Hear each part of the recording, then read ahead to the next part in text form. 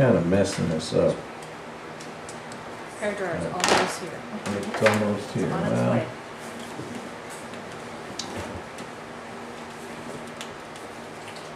it's taking too long on these things here.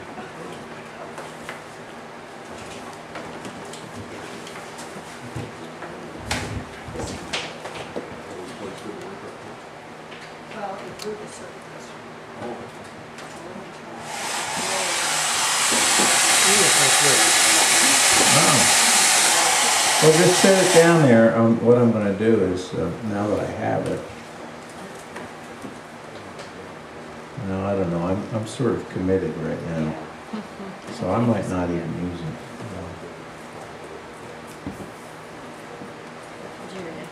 It's going to be an interesting. This is going to be an interesting experiment here. I've never done this without letting it dry. Because obviously, see, if I touch the flower to the background, it's all going to leak in. The flower is going to turn green from the background. The background is still pretty damp. And you could put some more darks in, you know, this kind of thing.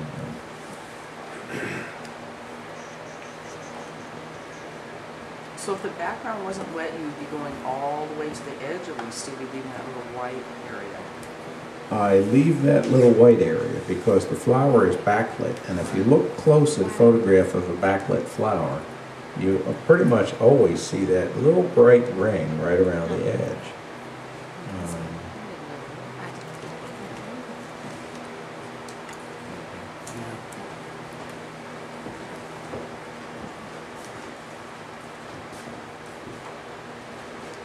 Now, if you're painting, say, a totally black background, in some ways it's easier because you don't have to worry about any transparency. You can just go in and just paint right up, and paint over and paint over and paint over. And if any of you saw that picture,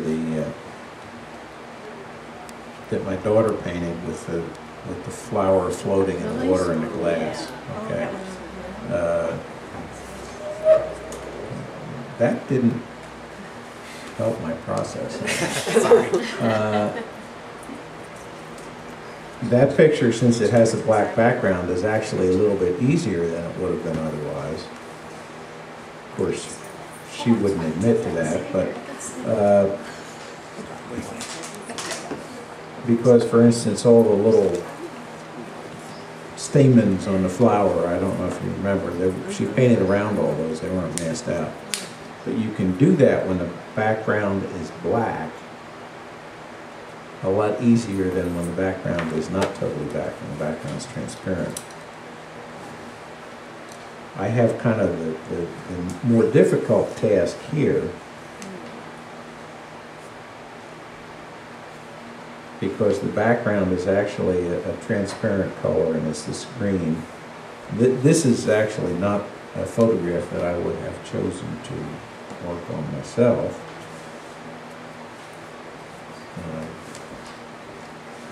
Where I might have drastically cropped it or done something, you know, focus on one tiny little part of it to try to make it more interesting. But I'm just trying to get this feeling for the backlighting, since that was the question that came up. And I always paint the background separately, paint the background first, and I bloom a lot. See what's happening here? I waited till this was just almost dry, and I'm going back in, I'm dropping water in to bloom it, and that gives that texture that gives the feeling of the flower structure with the lake behind it. You have to do that at exactly the right time. I know it's always frustrating to people because the paint will bloom when they don't want it to, all the time.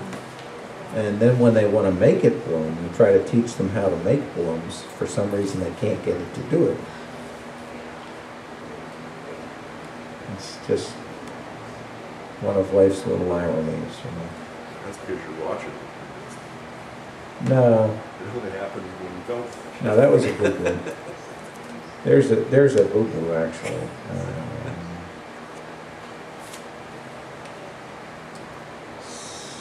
I'm not quite sure what I'm going to do about that one, but I'll worry about that in a minute.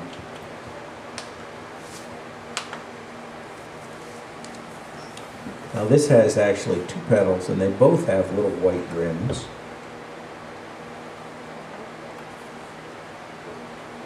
One inside the other.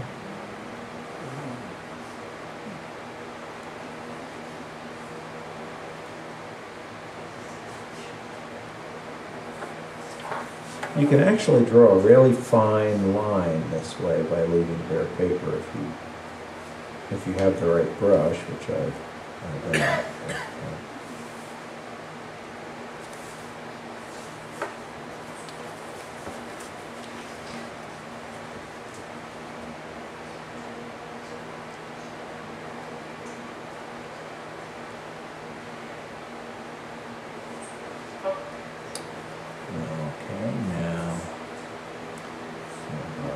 Here and then here. This flower seems to be growing down here. It's controlled blue. Well, it's uncontrolled, but we'll try to. No, I'm gonna keep it a flower petal.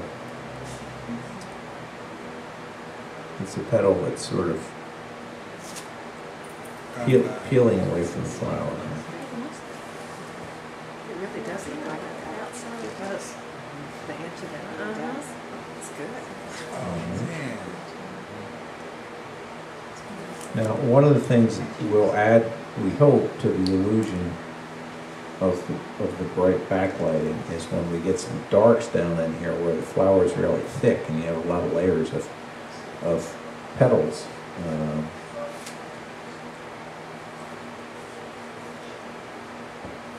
I think that yellow was too intense. You can make a yellow look very opaque easily. You gotta kind of be careful with yellow.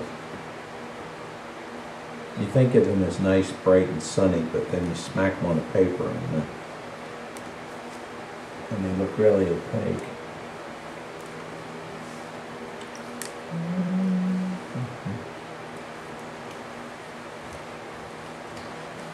All right.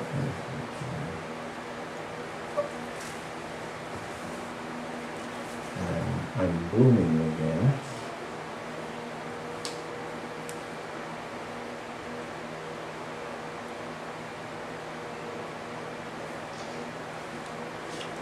Oops, it's getting a little too dry to bloom there. It's a little too wet there.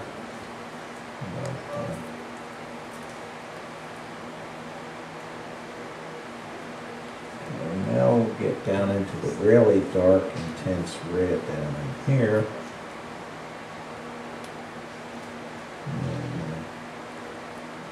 I've never actually grown any poppies, so I'm not really familiar with the way they look.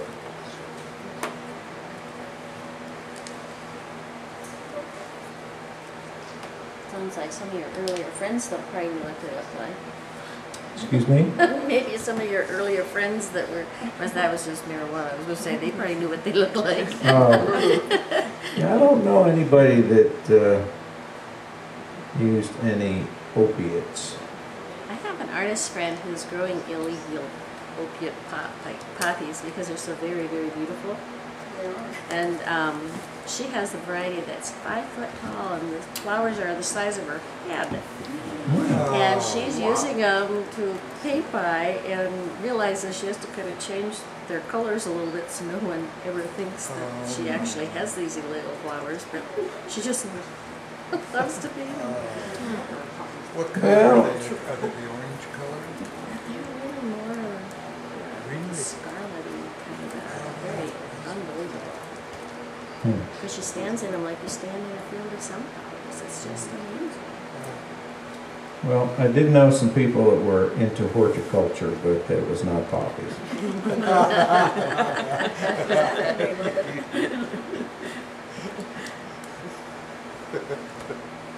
When your local garden club, all the little grannies said they take plants from the college and keep them over the Christmas break and water them and keep them for the kids, and you just have to pay $5. That'd be a great way to make money. Well, what Ms. Clark and a lot of them couldn't figure out was what these beautiful ferny plants were that they were very tenderly taken care of. And Ms. Clark took many cuttings to start in her window. And they started getting quite lush and big and right in her picture window. And the police came up. Yeah. Seized them, and she couldn't believe it. She had been nurturing marijuana. Didn't know it was a beautiful plant. A likely story. I felt sorry for her because she was so elderly at the time. It was really frightening for her, but That's probably see a pattern coming. please out here. Security just doesn't go as far as That's really pretty. Okay, now this is actually this is a difficult kind of picture because you know there's the flower's just sitting right in the middle of the picture and there's not a whole lot going on here. So the trick is to make it look like this transparent flower. With a minimum of detail. You know, I don't want to be doing this thing that people do. Yeah. And that's why, as I said, when I want to give the illusion of detail, light, and so forth and so on, but I don't want to get this fussy look, as though I've got a lot of brush strokes in the picture. I do this wet or dry into wet thing where I do it all on the wet paper. Now you notice I started with this one wash. I never dried it with a hairdryer, and I did any of that. And I kept going back in here and blooming it to try to get that light. And I really haven't gone too far with it, but I think probably it's about where I'll stop. But what gives the feeling of light is a little bit of a rim, a glow that you left, and then this blooming. You know, you go in and you push the paint away when it's almost dry. Okay, I think I'll move on to the next subject. Who's next? I have one thing. Well, I'm working down this side of the room now because I shorted them terribly yesterday.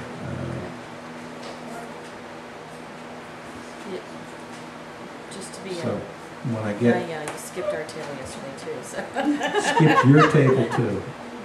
Okay, well, your table is next after these first two then, okay.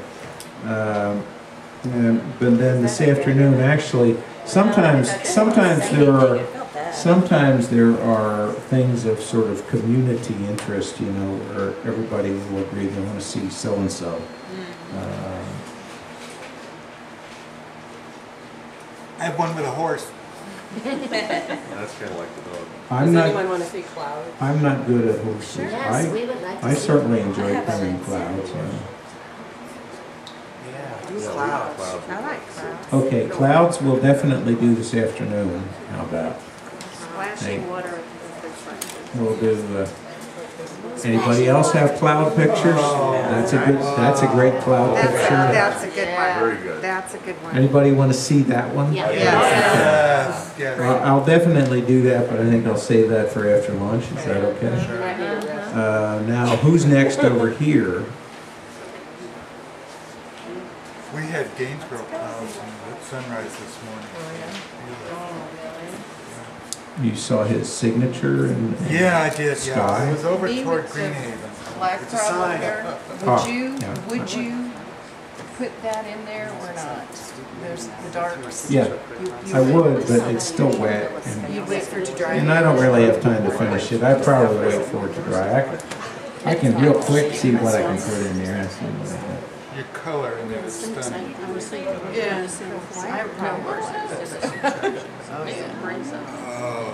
Normally I might actually wet the paper a little bit again so that it didn't have distracting detail. You know. Yeah. One of the reasons I didn't do it is because I didn't have a chance. When you're going to re-wet the paper, you got to let it dry completely and then re-wet it and then go from there. I can't really do that. I have a real time constraint with these demonstrations, so some of them I'm sort of rushing. It's beautiful. They have so much. Okay.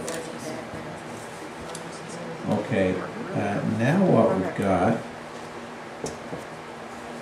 is crab apple. Is that a crab apple? It's actually an apricot tree. Oh, it is an But I was apricot. going to give you a choice between that or that, and somebody said no horse, so. I'm not good with horses. I mean, I don't. I just thought they were real interesting.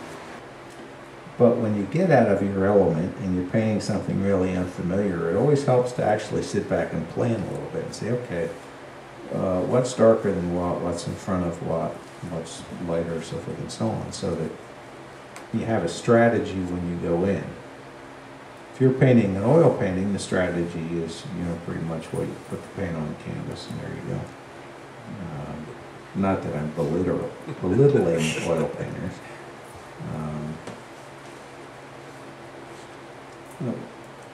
I actually, you know, I've sort of enjoyed painting oils and acrylics a little bit once in a while, but I get very frustrated because you have to actually paint everything. You can't just sort of wing it and let the water run the paint around and say, okay, that looks like what I want. You know, so you have to actually put it on. You can't be lazy about it. And I didn't quite get that drawing right. Maybe if I tilt it and redraw the lines for the edge of the picture, then, you know. Oh, Yeah, see, because this flower should be a little higher up.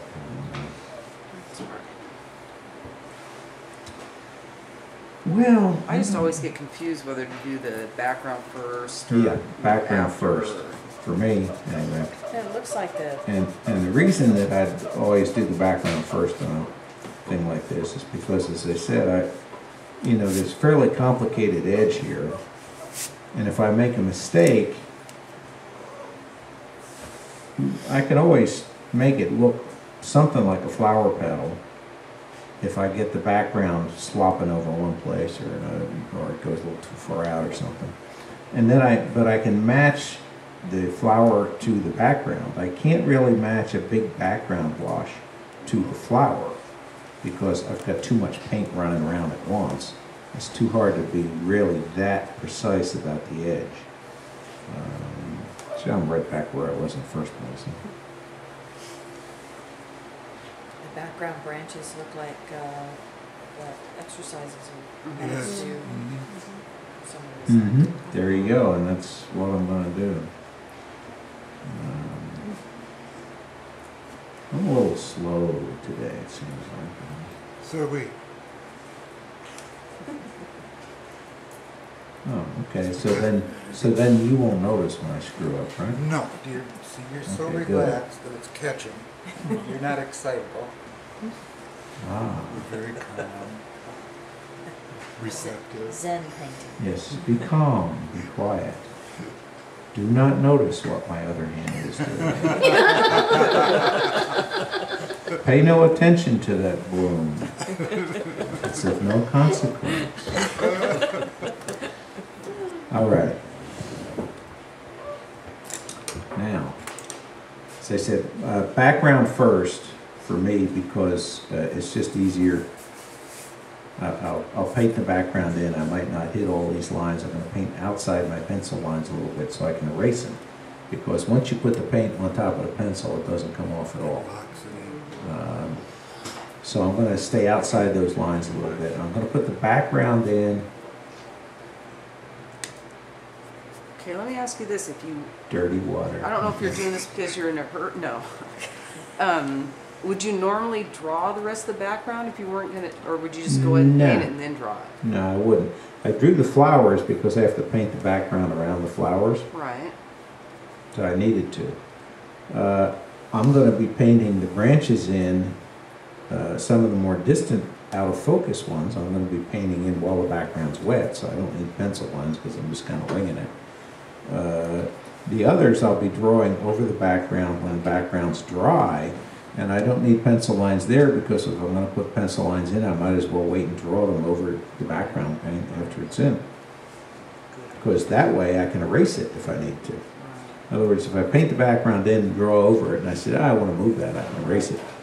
If I paint it in now, I paint the background over it, then that's where it is. So I'm allowing myself a little freedom.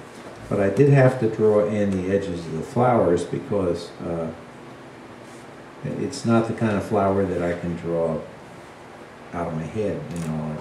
I've probably done irises so many times I don't even have to look at it, I just do it.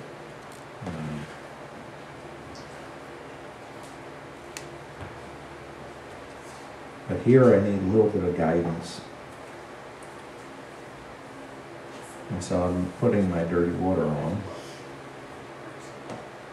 Marilyn, you've done a lot of panels like this. Okay, so I feel pressure because Marilyn.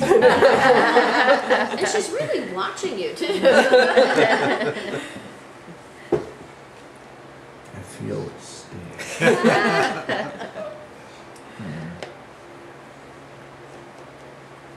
Okay, let's see here. I wonder if I had, no, I need to get some raw sienna, I think, for this.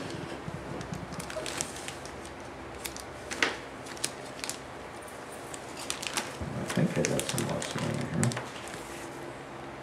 Yes.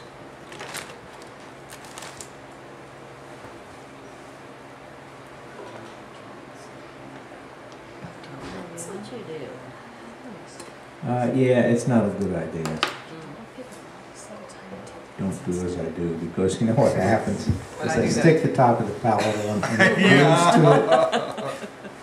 Yeah. So it's not really a good idea. It's just, I've got so much junk down in there that I did it to keep it a little cleaner, you know. That was a little trick. No, it's, Looks like he's done it more than once. oh yeah, I've done it a lot.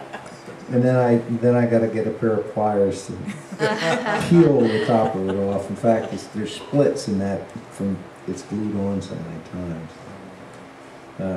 Now, you remember what I was saying about you want to be able to hit a color, you know, look at a color sample chip and reproduce it. You just, well, that's what I'm trying to do here, okay? And it helps to be able to say, okay, I want that color, I'm going to use ultramarine and raw sienna. Maybe a tiny bit of Windsor yellow. And to be able to hit it pretty close the first shot. Saves you a lot of time and keeps you out of trouble.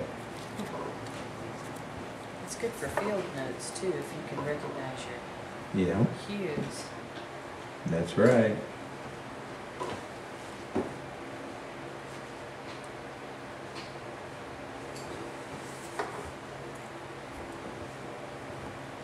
Of course now, you know, I might have decided I didn't like that color, but actually I like these colors pretty well. That's one of the things I liked about the photograph is that the colors are kind of nice. Now I'm coming to within, maybe 1/16 of an inch of these petals with this big brush. And I'll go back with a little brush and get it closer in. Now over to this side, it's that sort of purplish color.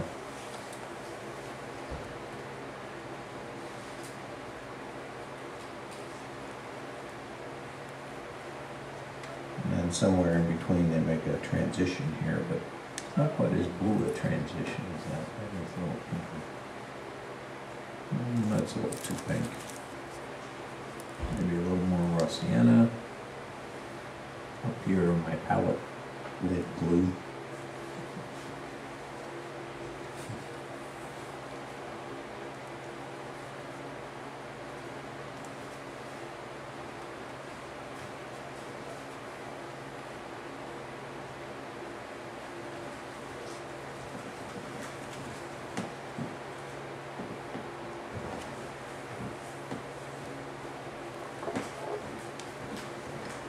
A little pale. It's gonna, the paint's gonna dry paler than it is now, so I'm gonna punch it up a little bit here. I think that will help when I put the pink blossoms in if the background's just a smidge darker than it is in the photograph.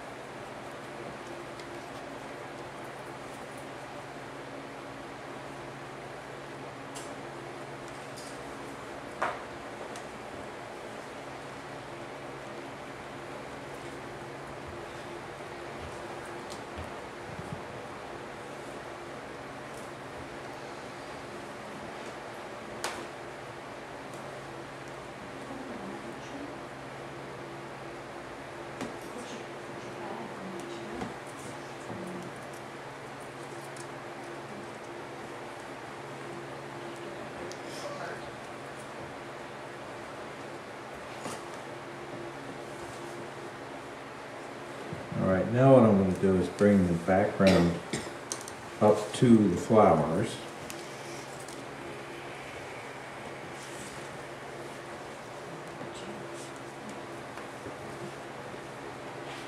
A little bit outside those pencil lines, if I can keep it outside. Yeah.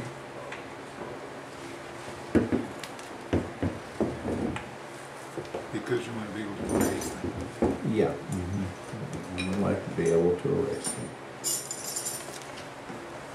Now, I've got some valleys developing in the paper, and I've got to be aware of that. I mean, if you do the kind of thing that I do, where you don't stretch the paper and you don't do this and you break all those rules, you do have to be aware that the paper is buckling and you need to do something about it. Namely, you need to tilt it in a timely fashion so that your paper doesn't dry out at the top of the peaks. And nasty things can happen when you do it the way I do it. I just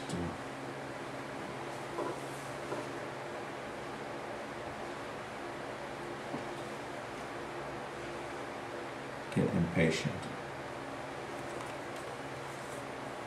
Now over here I gotta be careful because it could dry out.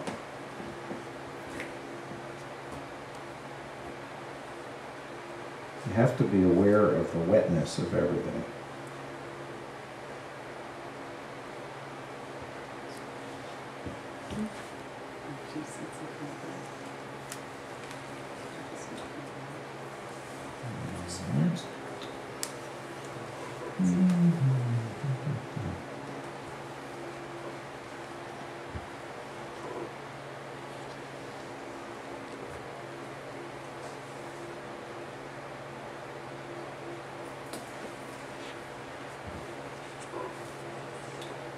Okay, I'm almost to the flower outlines here now.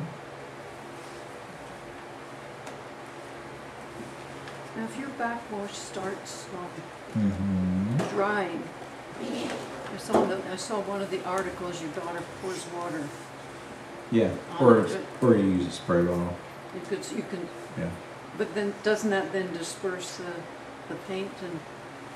Well, you're not going to use a spray bottle over the borders of the flowers here unless you deliberately want to smear it out. Now, if you all looked at that picture of hers last night that's hanging in my place, you may have noticed the one petal off to the right is just faded. That was a spray bottle. You just hit it once, like that. You know. And whatever it does, it does.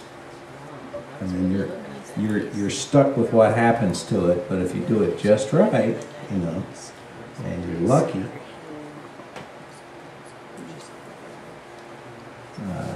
you know, that's one of the reasons I like that picture, is that she had a lot of nerve when she did that. I recognize that. Like, you know, okay, I've got this whole painting almost all painted now. Am I going to risk all that effort by spraying that? And she did, and it worked.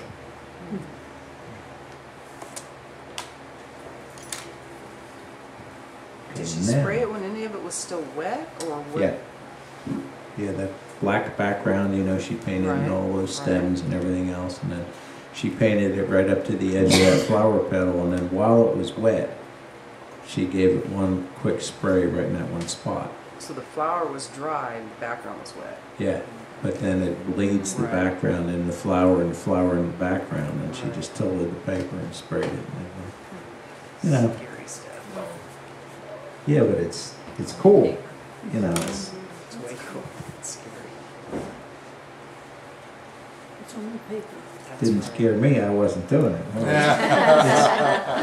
It's only paper, but I mean, let's face it. The reason that people get nervous, I mean, well, some people get nervous because they're worried about what somebody's going to think about the way the picture looks, which, if you flubbed as many as I have, that's not a big deal. The thing is, do you want to waste the effort? You know, are you going to risk a day's worth or 4 days worth of effort or something by making some abrupt move on a painting, you know?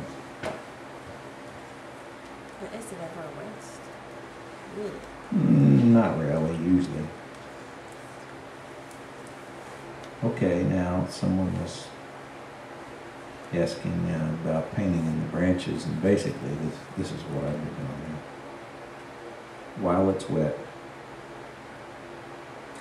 Now I'll be painting more foreground branches, you know, the things that are in sharper focus as it gets drier. And some of these actually they have kind of a greenish cast to them that I kind of like. I'm not quite sure why it shows up that way in photograph, but I'll go with it. Yeah.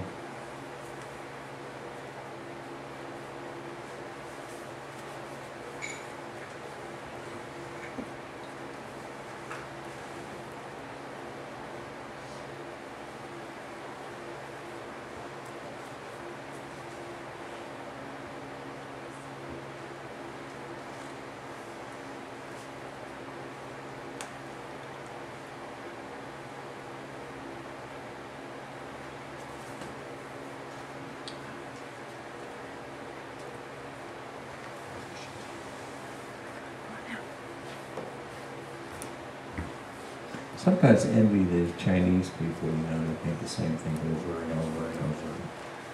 And all of their art is little tiny variations in a really rigid structure, you know. It's kind of interesting if you think about it. There's sort of this tension between the rules you've got and how far you're going to stretch them. And some people like those, you know, various Chinese painting schools. Their rules are so rigid that the tiniest little variation in composition and stuff is like, whoa. And on the other hand, they practice the same thing over and over so many times that they better have it right, or, you know, it's going to look funny. And then there's the just totally wing it, you know, Jackson Pollock drip it on the floor school painting, you know, where there's no rules to start with, and it's kind of hard to make any judgment about whether things are right or not. There's all sorts of different ways of going about things. Okay, I'm going to dry this thing now. Look at that. Wow. Scalpel? Scalpel? Oh, is it not working? Things are not that serious here now. Okay, come on. We gotta watch Jerry.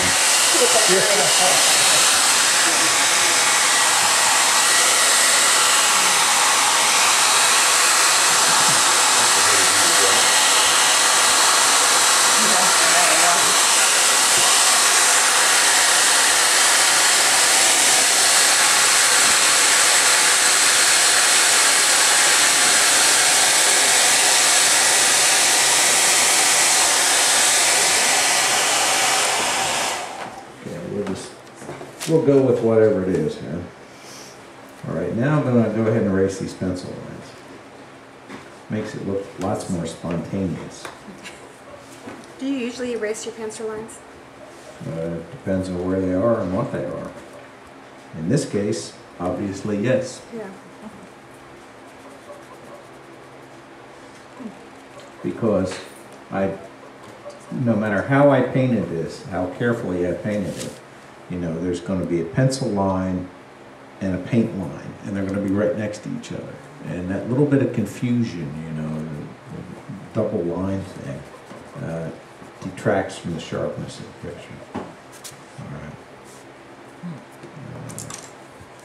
As I said, to me, the interesting thing about this is just the